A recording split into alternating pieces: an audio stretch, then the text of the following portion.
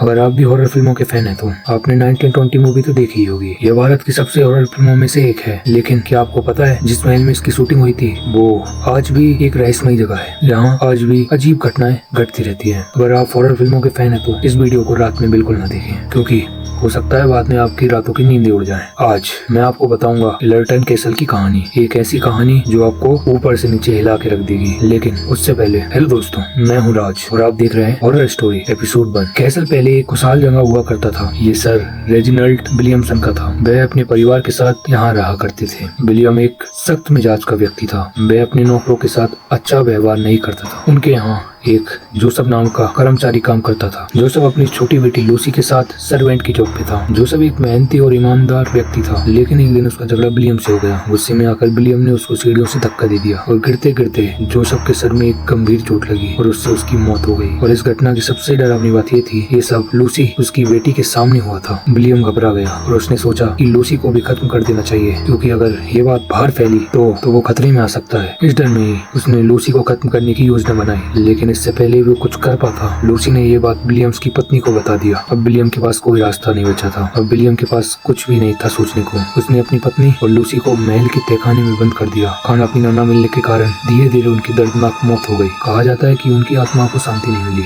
और वह आज भी महल में भटकती हैं। कुछ साल बाद विलियमसन फैमिली इस महल में आई। परिवार में 4 लोग थे, जॉर्ज, उसकी पत्नी अरीना और उसके 2 बच्चे हैरी और मैरी। मैरी अपने 10वीं जन्म के लिए बहुत उत्साहित थी, लेकिन जैसे ही वे महल पहुंचे हैरी बेचैनी महसूस करने लगा। उसने अपने पिता को कहा, यह जगह बहुत अजीब लग रही है, लेकिन जॉर्ज ने उसे नजरअंदाज कर दिया और कुछ दिन ऐसे ही बीत गए। एक रात मैरी महल में घूम रही थी, तभी उसने देखा कि एक अजनबी लड़का सीढ़ियों पर खड़ा है। उसने मुस्कुराते हुए हेलो कहा, लेकिन वह लड़का वहाँ से भाग गया और जब मैरी ने उसका पीछा किया तो वह लड़का सीधे हैरी के कमरे में चला गया। कुछ देर बाद हैरी डर के मारे बाहर निकला। मैरी ने कहा कि उस लड़के से दूर रहना। अगली रात जब सब सो रहे थे, मैरी को महसूस हुआ कि कोई उसका गला दबा रहा है। जब उसने अपनी आंखें खोली तो ये देखकर वह हैरान रह गई कि उसका ही भाई हैरी ऐसा कर रहा है। वह चीख पड़ी, जिससे उसके माता पिता जाग गए। हैरी भी डर के कांप रहा था। जब उसके पिता ने पूछा उसने ऐसा क्यों किया तो हैरी बोला, मुझे लगा कि ये कोई अजीब चीज लेटी हुई है, इसलिए मैंने उसे खत्म करना चाहा। महल में आने के बाद हैरी का व्यवहार बदल गया। वह अपने कमरे में अकेला रहने लगा। 2 दिन बाद एक अजीब घटना घटी। जॉर्ज और अरीना किसी काम से बाहर गए थे। दोनों बच्चे महल में अकेले थे। रात को मैरी अपने जन्मदिन वाली ड्रेस पहनकर आईने में खुद को देख रही थी। उसे महसूस हुआ कि कोई उसे पीछे से देख रहा है। जब उसने मुड़कर देखा तो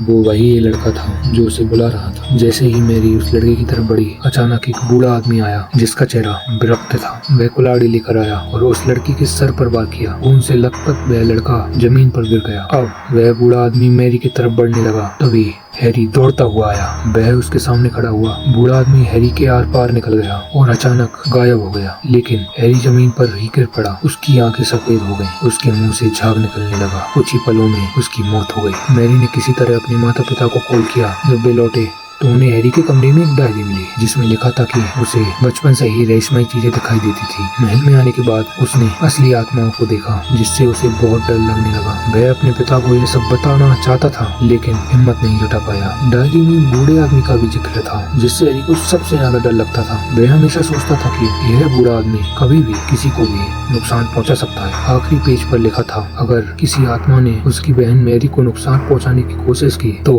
वह उसे बचा लेगा। लेकिन सवाल उठता है कि वह बूढ़ा आदमी कौन था? क्या वह जोसेफ था जिसे विलियम ने मारा था, या फिर वो खुद विलियम की आत्मा थी? जो भी घटनाएं बार बार दोहरा रही थी। कई लोगों का कहना था कि इलर्टन कैसल में आज भी अजीब घटनाएं होती हैं। कुछ लोग वहाँ किसी की परछाई देखते हैं तो कुछ लोग अजीब आवाजें। कुछ लोगों का ये भी मानना है कि महल में एक आत्मा है जो दूसरों को बचाने की कोशिश करती है। शायद वह आत्मा हैरी की है, जो आज भी उन बुरी आत्माओं से लड़ रही है। अगर आप भी कभी इलर्टन कैसल जाओ और वहाँ कोई मुस्कुराता हुआ लड़का दिखे तो गलती से भी उसे हेलो मत बोलना। तो ये कहानी आपको कैसी लगी कमेंट सेक्शन में जरूर बताइए।